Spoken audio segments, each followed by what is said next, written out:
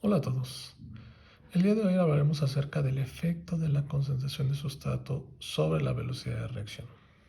Cuando llevamos a cabo una cinética de este tipo, generalmente podemos observar este tipo de comportamiento, donde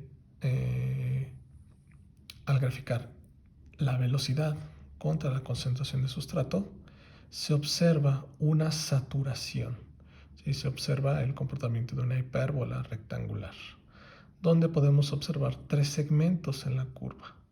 Primero, podemos ver que la velocidad aumenta, el incremento en la velocidad es directamente proporcional al incremento en la concentración de sustrato. Cuando esto sucede, se dice que la cinética es de primer orden. Al final de la cinética, podemos observar una saturación.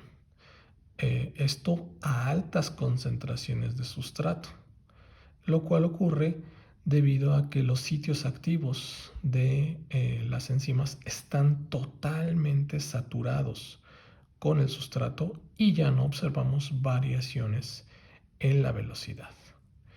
Y en medio observamos una cinética mixta donde la cual se comporta, o más bien no se comporta ni como de primer orden ni como de orden cero. Esta cinética fue descrita mediante datos experimentales por una pareja de investigadores, Michaelis-Menten.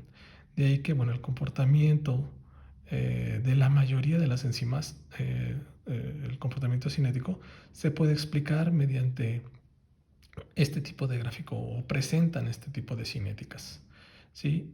Donde podemos observar, como introdujeron estos términos Michaelis-Menten, cuando el término velocidad máxima. Que esto ocurre, como lo hemos mencionado anteriormente, cuando pues todos los sitios activos de la enzima están totalmente saturados con el sustrato y ya no hay variaciones respecto con la velocidad, a la cual denominaron velocidad máxima.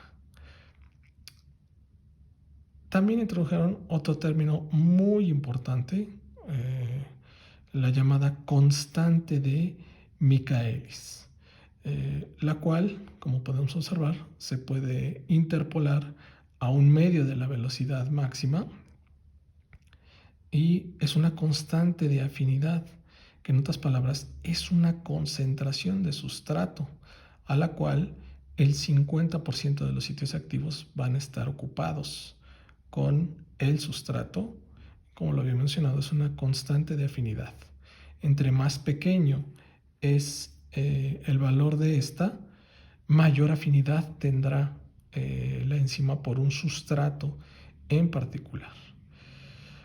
La gráfica está representada por esta ecuación que también introdujeron Michaelis-Menten, conocida como velocidad es igual a Vmax por la concentración de sustrato sobre la concentración de sustrato más Km. Y mediante esta deducción, velocidad es igual a un medio de la velocidad máxima, despejando un medio de la velocidad máxima va a ser igual a Vmax por la concentración de sustrato sobre Km más la concentración de sustrato. Un medio de la velocidad máxima por Km más la concentración de sustrato va a ser igual a Vmax por la concentración de sustrato. Despejando nos queda que Km más la concentración de sustrato va a ser igual a 2 Vmax sobre Vmax, los cuales se eliminan por la concentración de sustrato, quedándonos que Km más la concentración de sustrato es igual a 2 la concentración de sustrato. Se despeja otra vez, se restan y finalmente nos queda, o llegamos a la demostración pues, de que la constante de Michaelis es, como lo podemos ver aquí en el gráfico, una concentración de sustrato.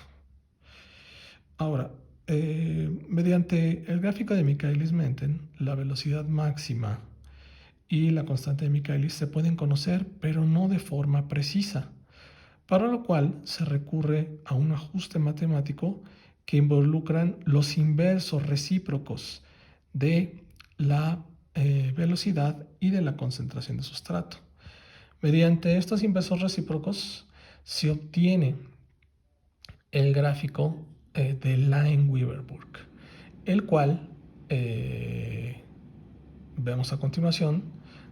Obtenemos graficando un medio de la velocidad sobre 1 sobre la concentración de sustrato.